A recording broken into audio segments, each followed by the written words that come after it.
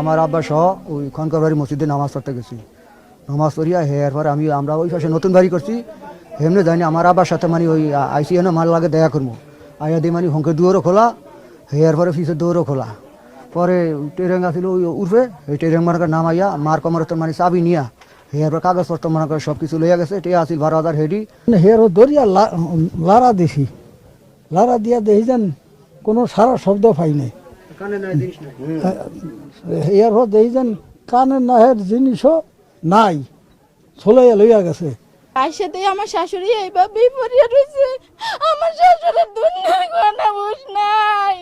আমার শাশুড়ির সব রক্তের বন্যা, আর কাগজপত্র সব মেলা পড়িয়া রয়েছে গো।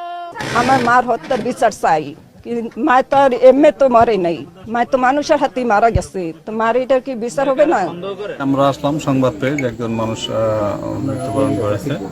সংবাদ পেয়ে আমরা চলে আসলাম, এসে তার সিমটম আমরা দেখলাম। মৃত ব্যক্তি যেহেতু মহিলা পুলিশ সহ আমরা এসেছি। এখানে বাড়ির মহিলাদের মাধ্যমে দেখে তার শরীরে আঘাতের চিহ্ন পাওয়া গেছে। তো আমরা দেখলাম মহিলার বয়স 60-62 হবে। এখানে ওনার হাজবেন্ড আছে, উনি নাকি ঘরে একা ছিল। এই সময় এরকম কোনো ঘটনা ঘটছে আর কি, যে কেউ ওনাকে মারতে পারে বা হত্যা করতে পারে, এরকম কোনো লক্ষণ বোঝা যাচ্ছে আর কি।